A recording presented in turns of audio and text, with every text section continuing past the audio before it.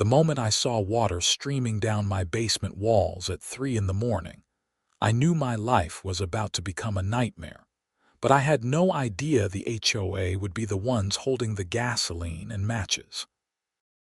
I'm Travis Owens, and I'd lived in Pinewood Gardens in Charlotte, North Carolina for 6 years without major issues. Sure, the HOA was strict about lawn height and mailbox colors, but nothing I couldn't handle. The community was nice enough, with decent neighbors and well-maintained common areas. I worked as a software engineer from home, which meant I spent a lot of time in my house and noticed when things weren't quite right. That January night was brutal. The temperature had dropped to 8 degrees, and the wind made it feel even colder.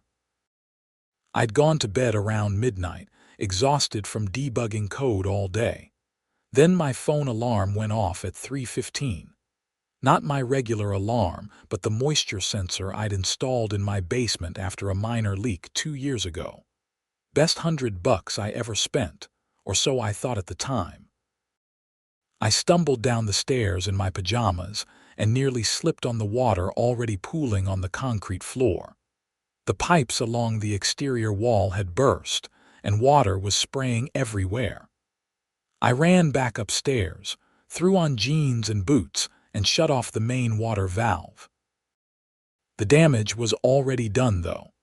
My basement office was flooded, my storage boxes were soaked, and water was still dripping from the burst pipes. I grabbed my phone and called an emergency plumber. Then I started moving what I could salvage to higher ground. My hands were shaking, partially from cold and partially from the realization of how expensive this was going to be. I had insurance, sure, but deductibles weren't cheap, and I knew from experience that insurance companies love to find reasons not to pay. The plumber arrived around 4:30. His name was Gary, a weathered guy in his 50s who'd clearly seen his share of emergency calls. He surveyed the damage with a grim expression, taking photos and making notes on a tablet. "How bad is it?" I asked, already dreading the answer. "Pretty bad," Gary said, kneeling by the burst pipes. "But here's the thing, this shouldn't have happened." "What do you mean? It's freezing outside." "Yeah, but these pipes should have been protected. They're on an exterior wall, which means they should have had proper insulation, but look here." He pointed to the wall cavity, now exposed where the drywall had crumbled from water damage. "Someone removed the insulation. See those marks? This was deliberate." My stomach dropped. Why would anyone do that? That's what I'm wondering. When was the last time someone did work in this area? I thought back, and then it hit me. About 3 weeks ago, the HOA sent contractors to do some kind of inspection and maintenance on all the townhomes. They said it was routine, checking for structural issues and making sure everything was up to code. Gary's expression darkened. "Did they give you documentation of what they did?" "They left a form saying they'd inspected the exterior walls and everything was fine. I didn't think much of it." "Well, I'm going to be thorough with my report because something's not right here. This insulation was pulled out recently. I can see where it was torn, and look at this." He pointed to some markings on the pipe. "Someone marked these pipes. See that orange paint? That's typically used by contractors to indicate areas that need attention." "So you're saying the HOA contractors did this?" "I'm saying someone did, and it looks recent. I'll document everything. You're going to want this report for your insurance and probably for a lawyer." The next few hours were a blur. Gary and his assistant worked to fix the pipes and stop the water damage. I called my insurance company, filed a claim, and started documenting everything with photos and videos. By the time the sun came up, I was exhausted, angry, and looking at a repair bill of $15,000, not counting the damaged electronics and personal items in my basement.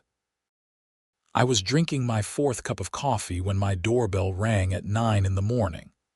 I opened it to find Brenda Patterson, the HOA president, standing there with her trademark fake smile and clipboard.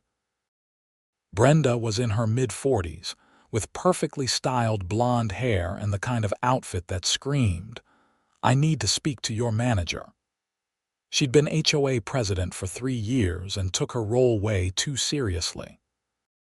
"Good morning, Travis," she said in that syrupy voice that always set my teeth on edge. "I heard there was some excitement here last night." "Excitement? My basement flooded because my pipes burst." "Oh, how unfortunate. I'm sorry to hear that. However, I'm here on official HOA business." She held up an envelope. "According to our bylaws, Section 12.4, homeowners are responsible for maintaining their plumbing in proper working order. The burst pipes constitute a violation, and I'm afraid I have to issue you a fine." I stared at her, certain I'd misheard. "You're fining me?" "My pipes burst because someone removed the insulation. The plumber thinks it was the contractors you sent." Brenda's smile never wavered. "That's quite an accusation, Travis. Our contractors are licensed and insured professionals. If there was a problem with your pipes, that's your responsibility as a homeowner. The fine is $2,000, payable within 30 days. This is insane. I'm not paying a fine for something your contractors caused. If you refuse to pay, we'll place a lien on your property. It's all in the bylaws you agreed to when you purchased your home. Have a nice day." She turned and walked away before I could respond. I stood there holding the envelope, my hands shaking with anger. $2,000 on top of the $15,000 in repairs. This couldn't be legal. I called my insurance agent, a helpful woman named Susan who'd been handling my policies for years. "Susan, I need to know something. If the HOA contractors damaged my property, does my insurance cover it?" "Well, it depends on what the investigation shows. We'll need to send an adjuster out to assess the damage and determine the cause. If it was due to negligence by a third party, we might be able to subrogate against them, but you'd still have to pay your deductible upfront. The HOA is fining me $2,000 for having burst pipes." There was a long pause. "Can they do that?" "According to them, yes. It's in the bylaws apparently." "Travis, I'm not a lawyer, but that sounds legally questionable, especially if their contractors caused the damage. You should consult with an attorney. In the meantime, I'll expedite the adjuster. We'll have someone there tomorrow." I spent the rest of the day cleaning up water and trying to salvage what I could. My neighbor, Pete, came over to help. Pete was retired military, straightforward, and no nonsense.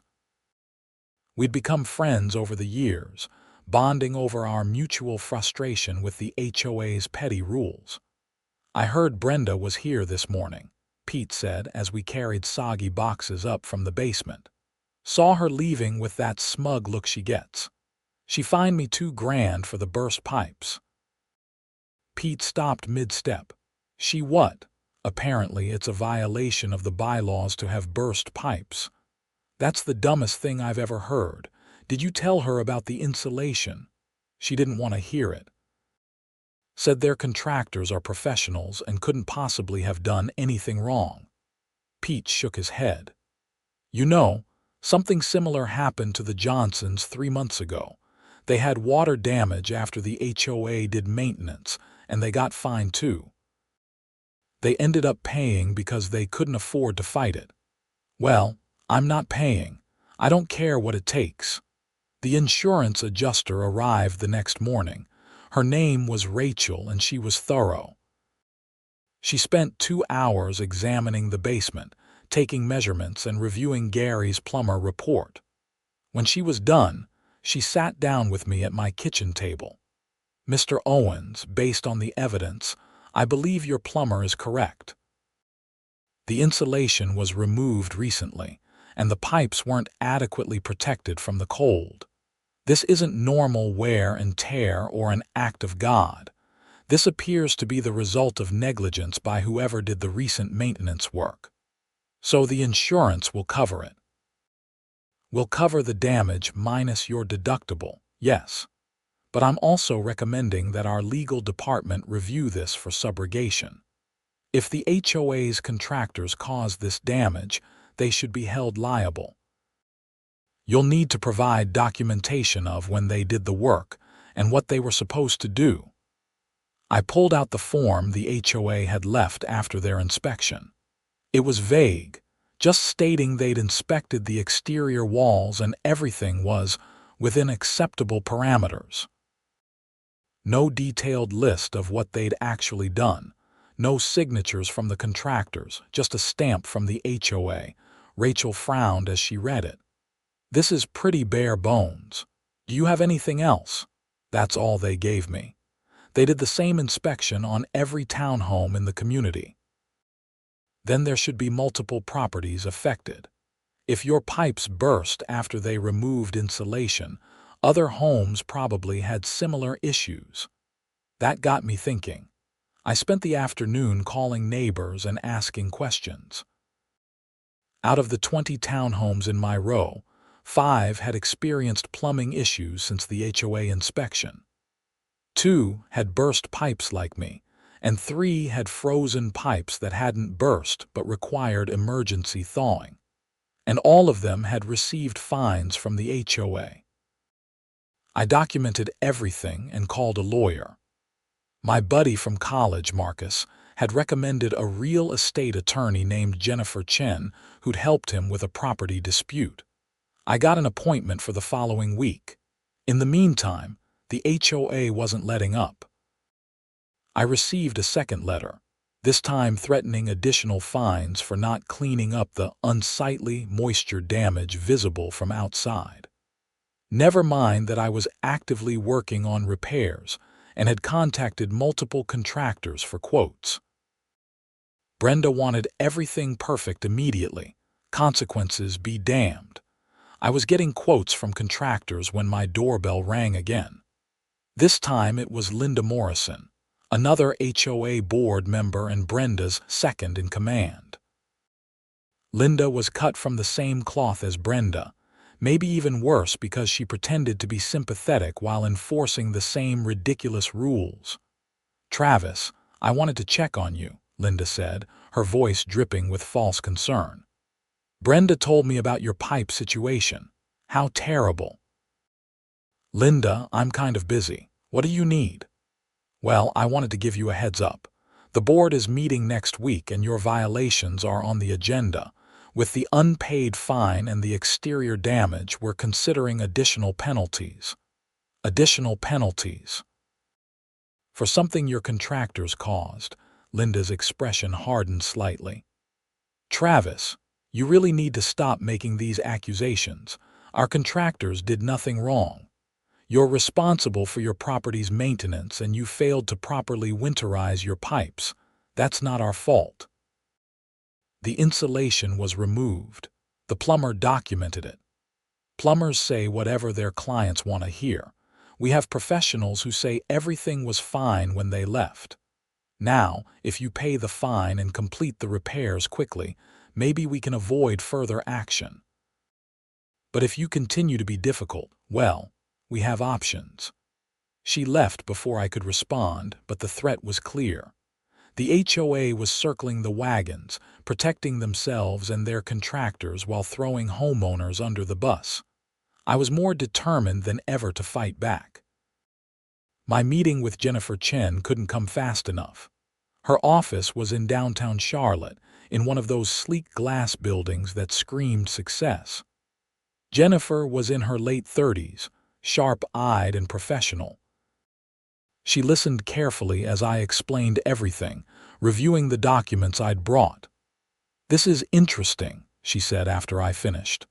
"HOAs have broad powers, but they're not unlimited. They can't fine you for damage they caused, and they definitely can't retaliate against you for making legitimate complaints. So what are my options?" "Several. First, we send them a letter explaining that you dispute the fine and won't be paying it.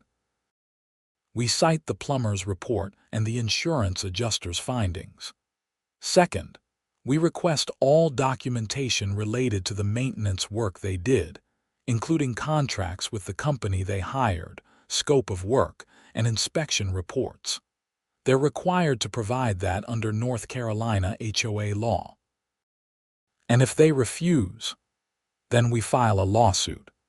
Based on what you've told me, you have grounds for negligence, property damage, and potentially violations of state HOA regulations.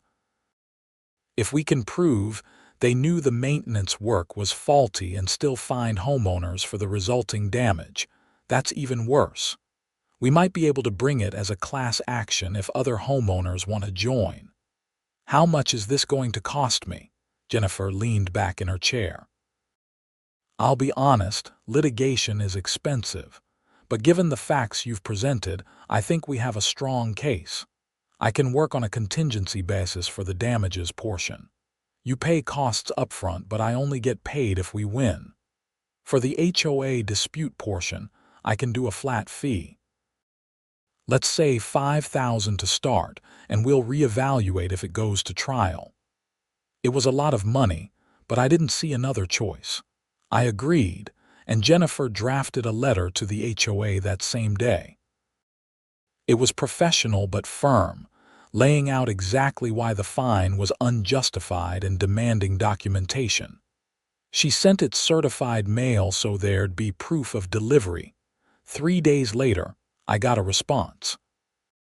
Not from the HOA, but from their attorney, a guy named Richard Sterling from a firm that specialized in HOA law.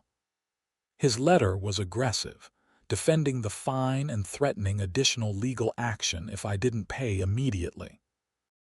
He claimed the HOA had absolute discretion in enforcement matters and that my baseless accusations against their contractors were defamatory. Jennifer read the letter and actually smiled. This is good. How is that good? He's threatening to sue me. He's overplaying his hand. HOAs don't have absolute discretion. That's not how the law works.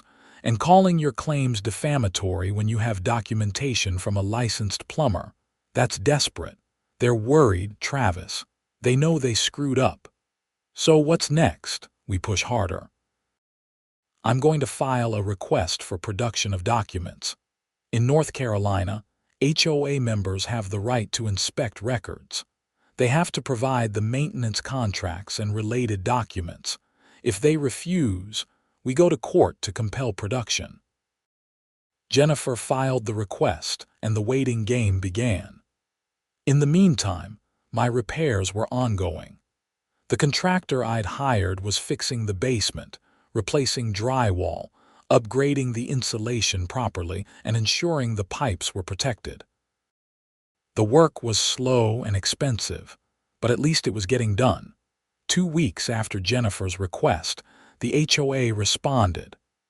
But instead of providing the documents, they held an emergency board meeting and voted to increase my fine to $5,000. They also voted to begin lien proceedings against my property if I didn't pay within 15 days. I was furious when I got the notice. They were trying to bully me into submission, hoping I'd cave under the financial pressure. But they'd picked the wrong person to mess with.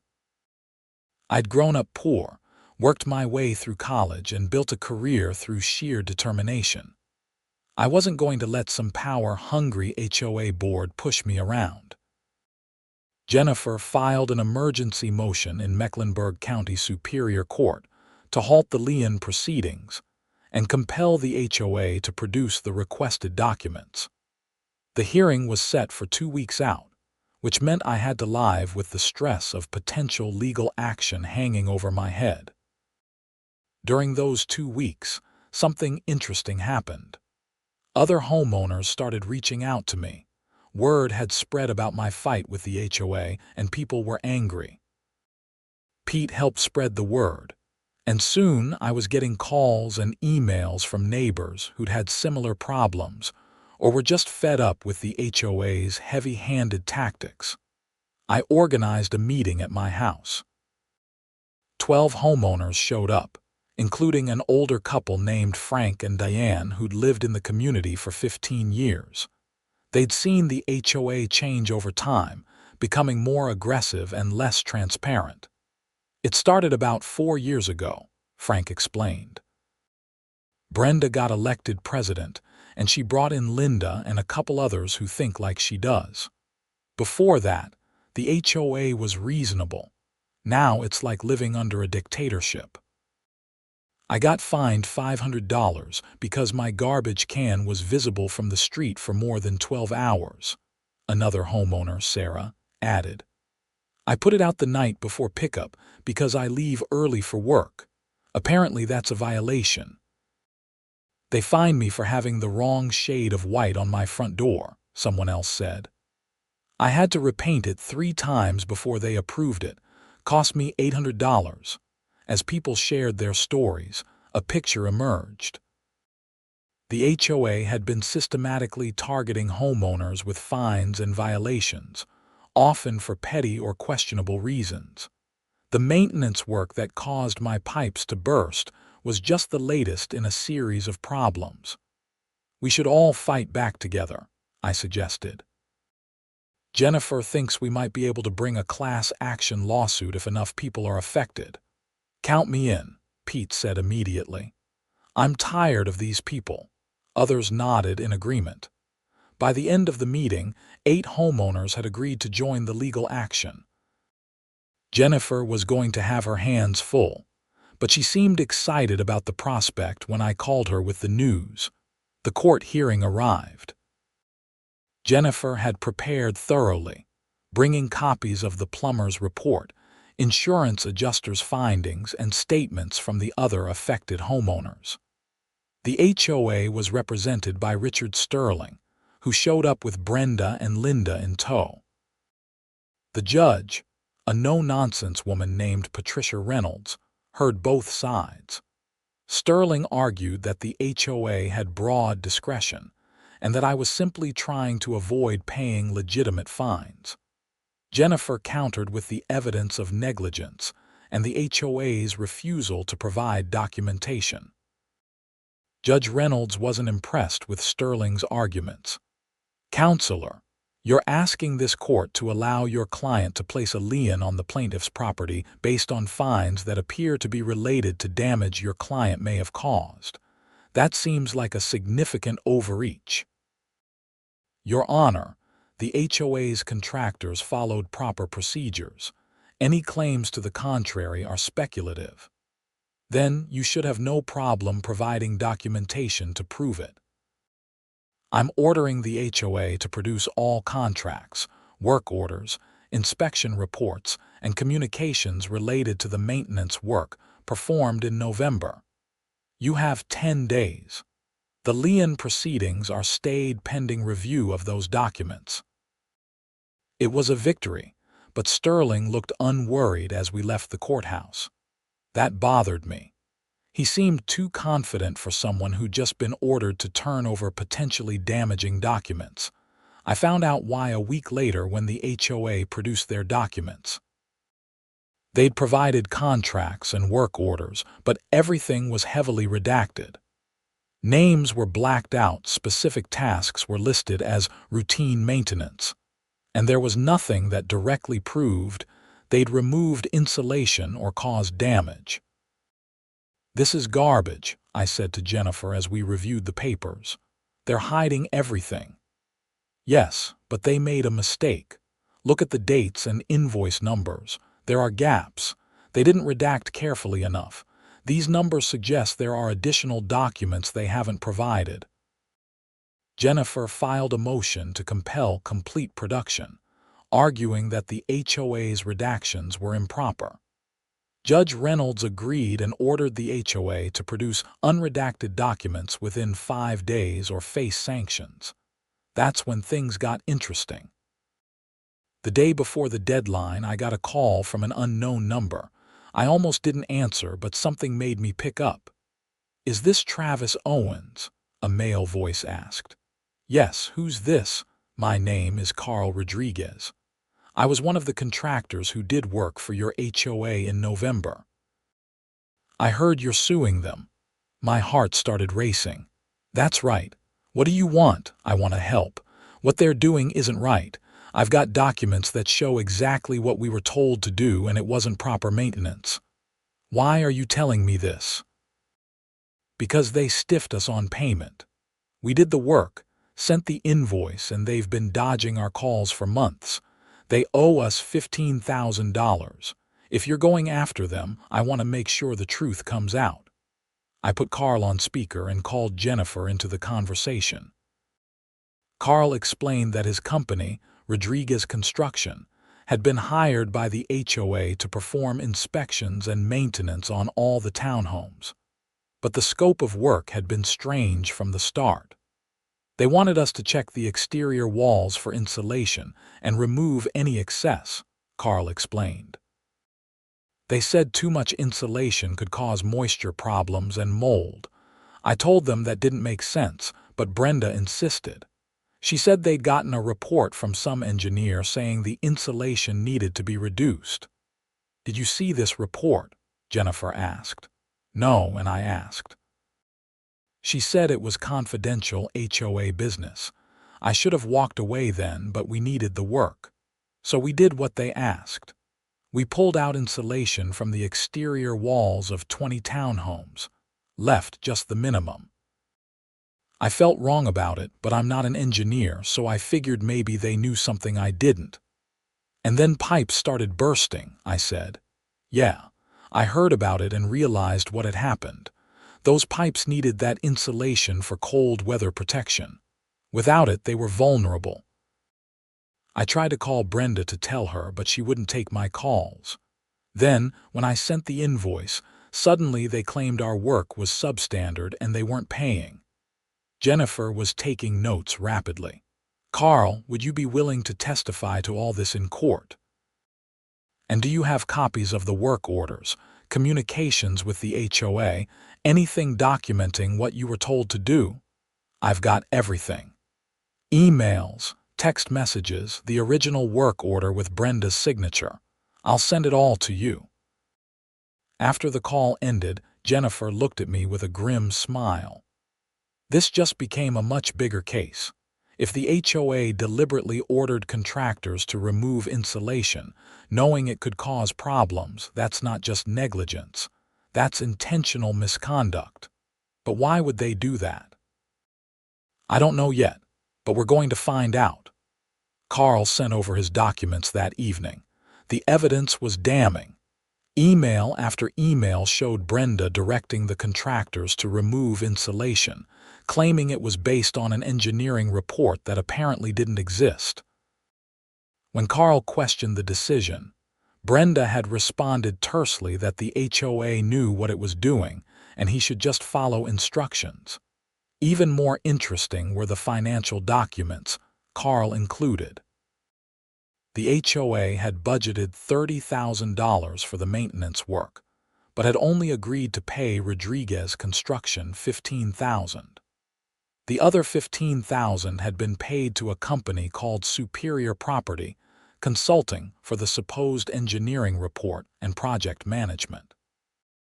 Jennifer looked up Superior Property Consulting and found something interesting. The company was owned by Linda Morrison, the HOA board member. It was a clear conflict of interest and potentially fraud. This is bad, Jennifer said.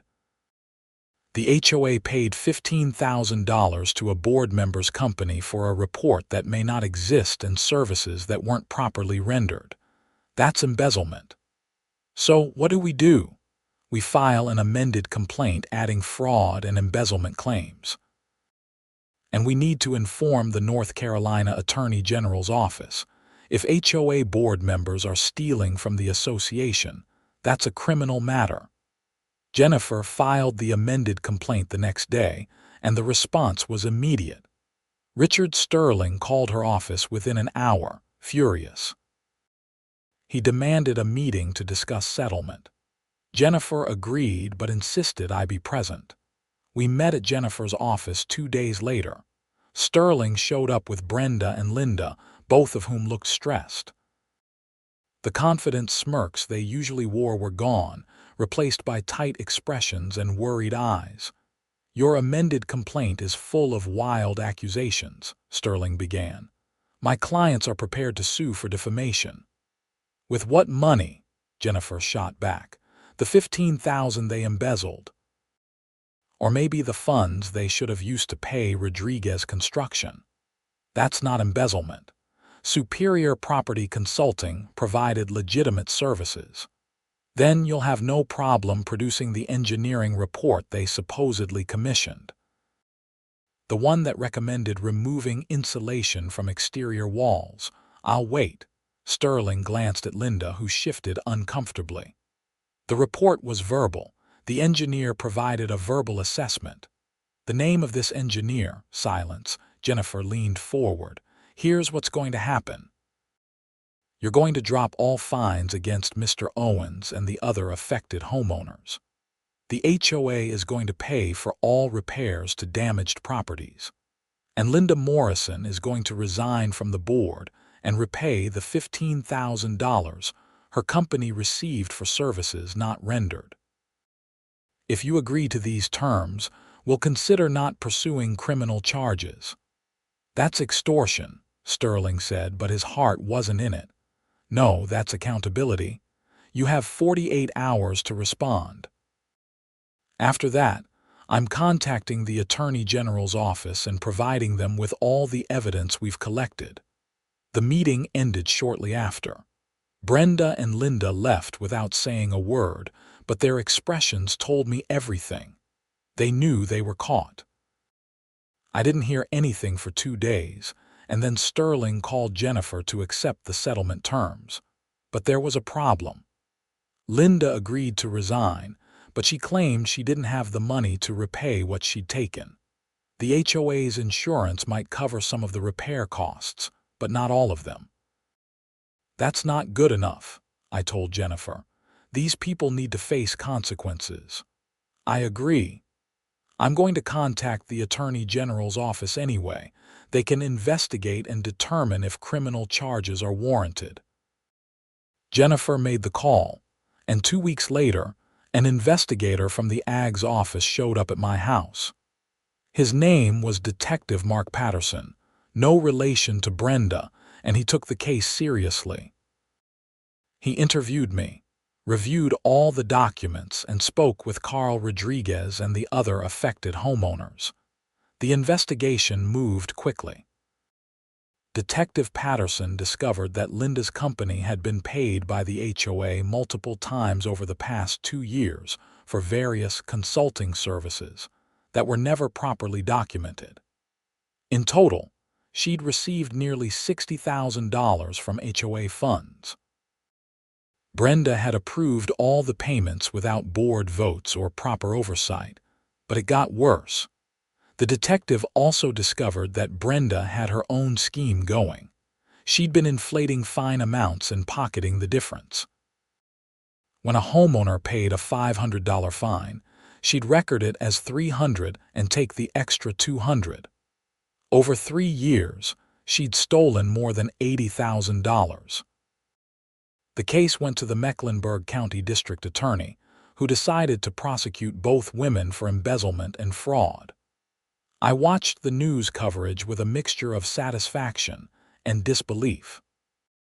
The HOA president and board member who tried to bully me into paying an unjust fine were now facing criminal charges. The trial took place 6 months later. Jennifer helped coordinate testimony from me and the other homeowners. Carl Rodriguez testified about being directed to remove insulation and then not getting paid. Financial experts explained how Brenda and Linda had systematically stolen from the HOA over several years. The evidence was overwhelming. Brenda was convicted of multiple counts of embezzlement and fraud. She was sentenced to 5 years in prison and ordered to pay restitution of $80,000.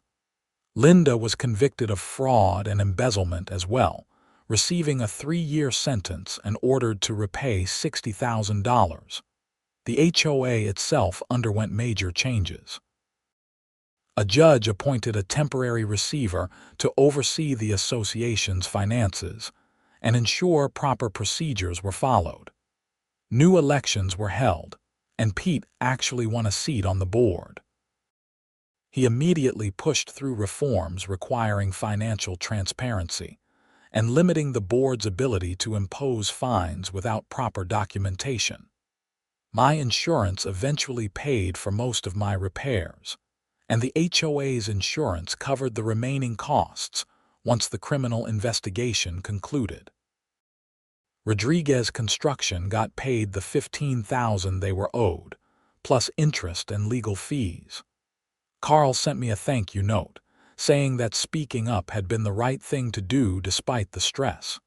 The other homeowners who joined the lawsuit received compensation for their damages as well. Sarah, who'd been fined for her garbage can, got her money back with interest. Frank and Deanne were reimbursed for years of questionable fines. It wasn't perfect justice, but it was something. The legal process took 2 years from start to finish. 2 years of stress, depositions, court appearances, and uncertainty. But in the end, it was worth it. Not just for the money, though that helped. It was worth it because we'd stood up to people who'd abused their power and held them accountable. I ran into Richard Sterling at a coffee shop about a year after the trial ended. He was alone, looking tired. He saw me and hesitated like he was considering leaving. But then he walked over. "Mr. Owens," he said formally. "How are you?" "I'm fine. How are you?" "I've been better." I wanted to apologize. I should have looked more carefully at what my clients were doing. I was so focused on defending the HOA's legal authority that I didn't stop to consider whether they were using that authority appropriately. "You threatened to sue me for defamation." "I know. I was wrong. For what it's worth, I don't represent HOAs anymore. I've shifted my practice to helping homeowners fight back against abusive associations. Your case taught me something important about which side I should be on." I didn't know what to say to that, so I just nodded. Sterling bought his coffee and left, and I never saw him again. But his apology stuck with me. It was a reminder that sometimes people could change, could recognize their mistakes, and try to do better. The Pinewood Gardens community slowly recovered. With proper oversight and a board that actually cared about homeowners instead of power, things improved. Common areas were maintained better, communication was clearer, and fines were issued only when genuinely warranted and with proper documentation. Pete and I became closer friends through the whole ordeal. We started a weekly poker game with some of the other homeowners who'd been involved in the lawsuit. We'd sit around my renovated basement, now properly insulated and waterproof, playing cards and talking about everything except HOAs. My career continued smoothly. If anything, the whole experience made me better at my job. Debugging code required patience, attention to detail, and a willingness to dig deep to find the root cause of problems. Turns out those same skills were pretty useful when fighting a corrupt HOA. I started writing about my experience on a blog. I wanted other people facing similar situations to know they weren't alone and that fighting back was possible. The blog got more traffic than I expected, and I heard from people across the country dealing with abusive HOAs. Some of their stories made my situation look minor in comparison. I connected people with lawyers, shared resources, and offered moral support. It felt good to turn my negative experience into something helpful for others. Jennifer actually started getting referrals from my blog, and she took on several HOA cases with successful outcomes. 3 years after the pipes burst, I was finally able to look back on the whole experience without anger. It had been stressful and expensive, even with the eventual settlement. It had taken time away from work and caused sleepless nights. But it had also taught me important lessons about standing up for myself, the value of documentation, and the importance of community. One evening, I was sitting on my back patio enjoying the spring weather when my doorbell rang. I opened it to find a young couple I didn't recognize. They looked nervous. "Can I help you?" I asked. "Are you Travis Owens?" the man asked. "The one who sued the HOA?" "That's me. We're thinking about buying a townhome here.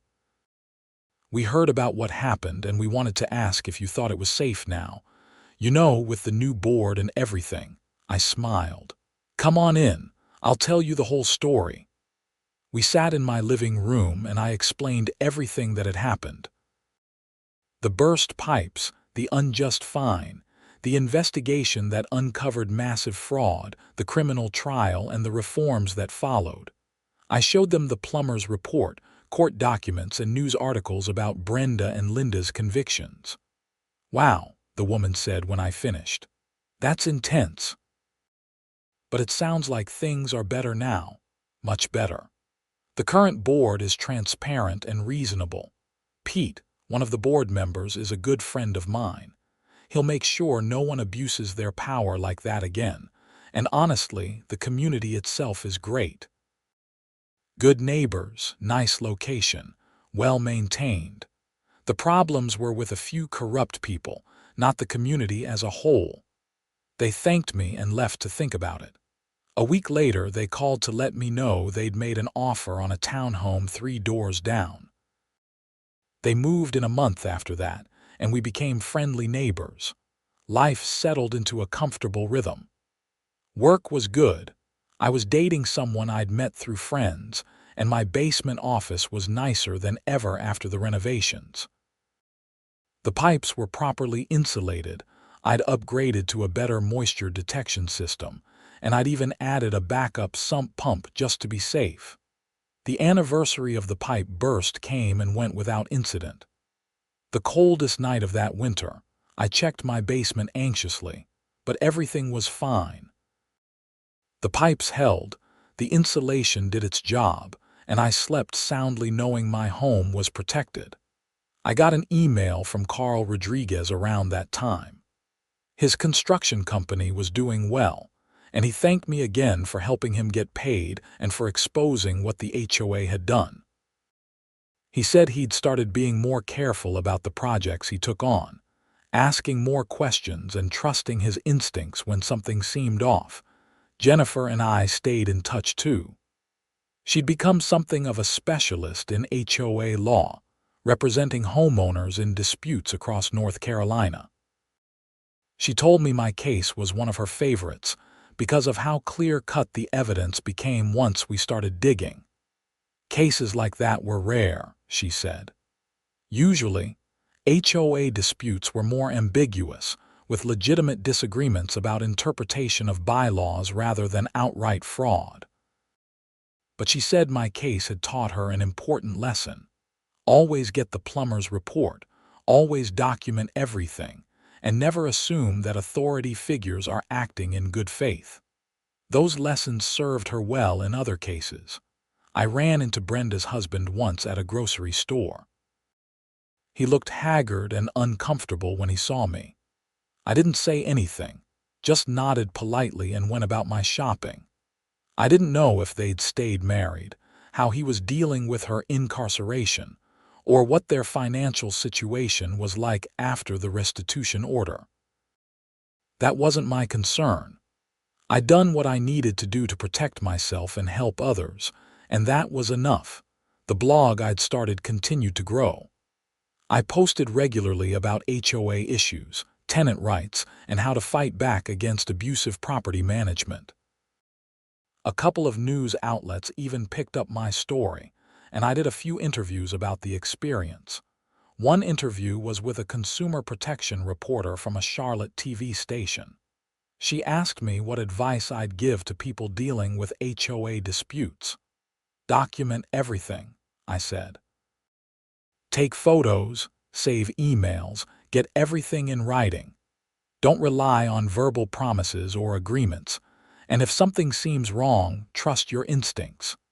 Get professional opinions from licensed contractors, lawyers, whoever is relevant to your situation." Don't let anyone bully you into accepting responsibility for something that wasn't your fault. What about people who can't afford lawyers? Look for attorneys who work on contingency or offer payment plans.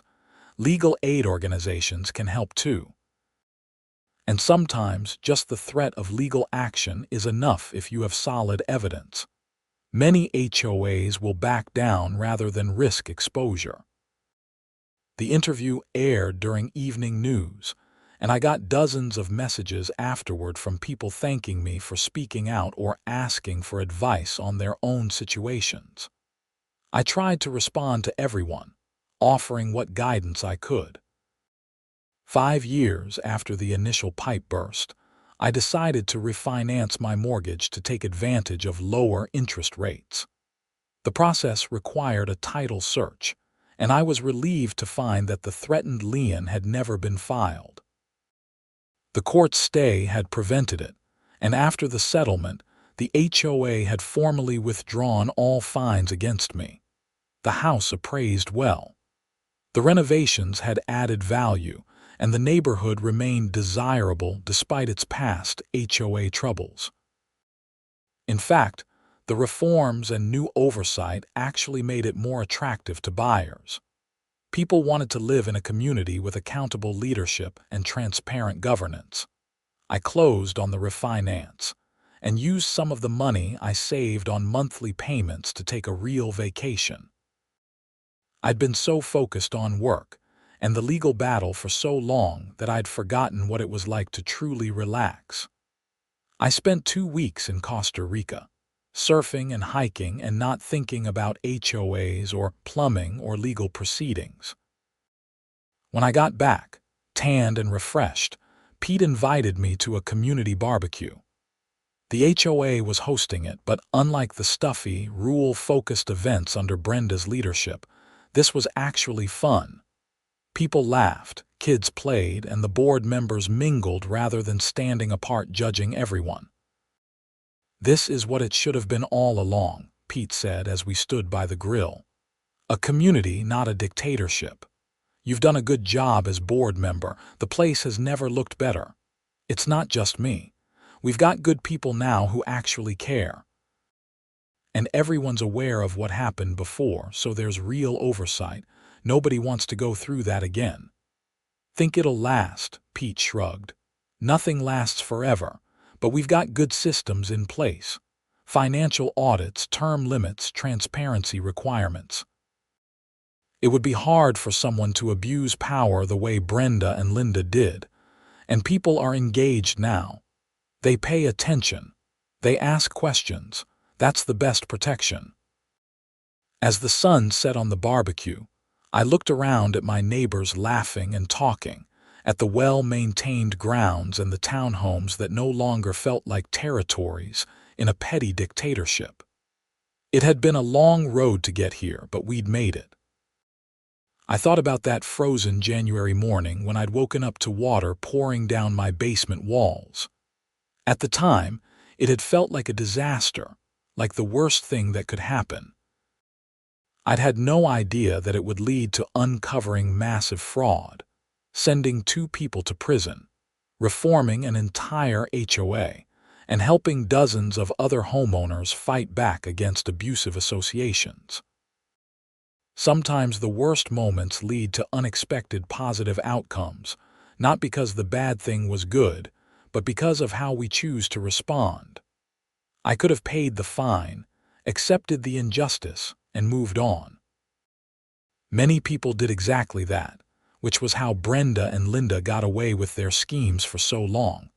But I'd chosen to fight back, to demand documentation, to hire a plumber who was thorough, to find a lawyer who believed in the case, to work with other homeowners who'd been wronged. Those choices had made all the difference. My phone buzzed with an email. It was from a homeowner in Raleigh who'd read my blog and needed advice about a dispute with their HOA. I'd answer it tomorrow, I decided. Tonight was for enjoying the community we'd built, the friends I'd made through adversity, and the peace of knowing that my home was truly mine, protected by proper insulation, fair rules, and the knowledge that I'd stand up for myself when necessary. The barbecue wound down and people started heading home. I helped Pete clean up, hauling trash bags and folding tables.